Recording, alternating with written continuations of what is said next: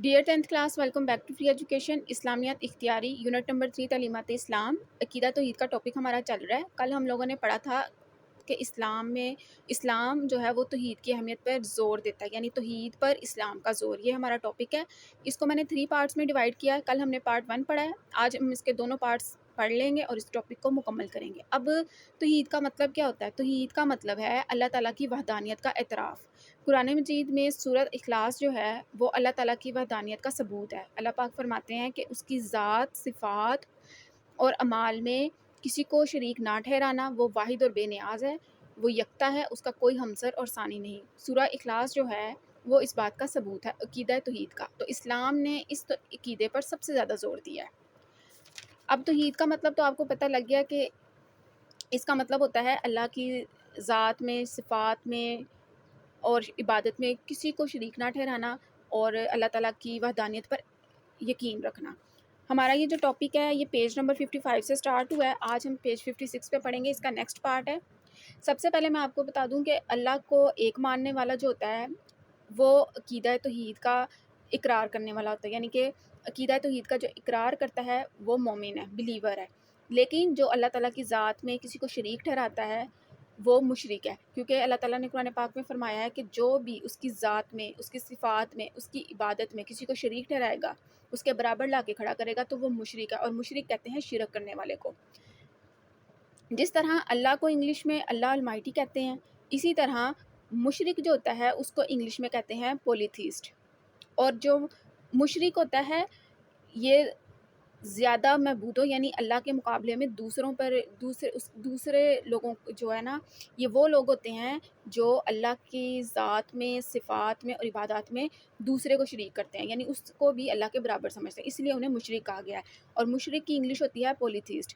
پولی کا مطلب ہوتا ہے مینی، تو پولیتھیسٹ ہو گیا جو ایک سے زیادہ خداؤں پر یقین رکھتا ہو، اور مشرک جو ہوتا ہے یہ شرک کرتا ہے، اور اللہ کی ذات میں کسی کو شریک ٹھہرانا شرک کہلاتا ہے۔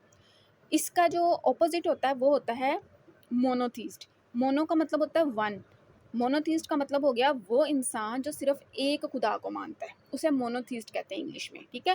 اور مشرک کا جو الٹ ہو گیا وہ ہے موحد۔ موحد کہتے ہیں ایک خدا کو ماننے والا، اور مشرک کہتے ہیں زیادہ خداؤں کو ماننے والا۔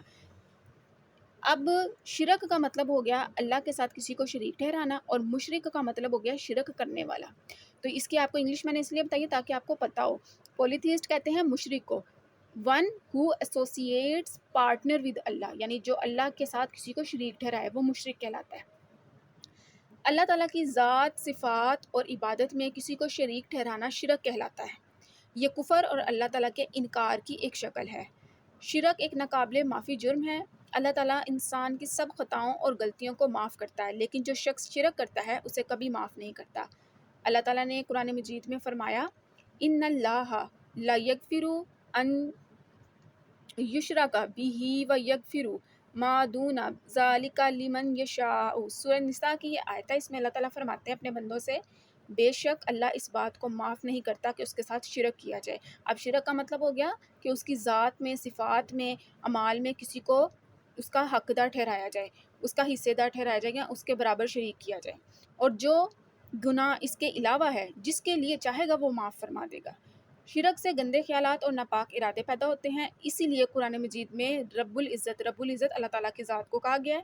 رب العزت نے مشرکوں کو نجس اور ناپاک قرار دیا ہے۔ نجس کا مطلب ہوتا ہے ناپاک، ریچولی امپیور، یعنی جن کو اللہ تعالیٰ کی طرف سے ناپاک کہا گیا ہے ان کی انگلش ہوتی ہے ریچولی امپیور، یعنی شرعی طور پر ان کو ناپاک کہا گیا ہے۔ اور ناپاک انہیں کہا گیا ہے جو اللہ کی ذات میں کسی کو شریک ٹھہراتے ہیں۔ سورۃ توبہ کی آیت میں اللہ تعالیٰ فرماتے ہیں انما المشرکون نجس، بے شک مشرکین تو ہیں ہی ناپاک۔ اب مشرکین، مشرک کی جمع ہے، یعنی زیادہ لوگ جو اللہ کی ذات میں کسی کو شریک ٹھہراتے ہیں۔ جو لوگ دوسروں کو اللہ تعالیٰ کے ساتھ شریک ٹھہراتے ہیں وہ ظالم ہیں۔ اللہ تعالیٰ کا فرمان ہے ان شرک لظلم عظیم۔ سورۃ لقمان کی یہ آیت ہے، اس کا ترجمہ ہے یقیناً شرک بہت بڑا ظلم ہے۔ اب یہاں پہ آپ کو اسلام جو ہے اس وجہ سے عقیدہ توحید کی اہمیت پر زور دیتا ہے کہ صرف اور صرف ایک اللہ کو مانا جائے، اس کی عبادت کی جائے، اس کے آگے سر جھکایا جائے، اس کے ساتھ کسی کو شریک نہ ٹھہرایا جائے. لیکن جو اس کے ساتھ کسی کو شریک ٹھہرائے گا وہ شرک ہے.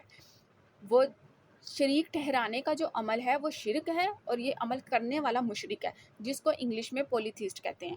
اور جو صرف ایک اللہ کو مانتا ہے، ایک اللہ کی عبادت کرتا ہے، اس کے آگے جھکتا ہے، اس کو انگلش میں کہتے ہیں مونوتھیسٹ. مونو کا مطلب ہوتا ہے ون. تو مونوتھیسٹ وہ a person who believes in one Allah.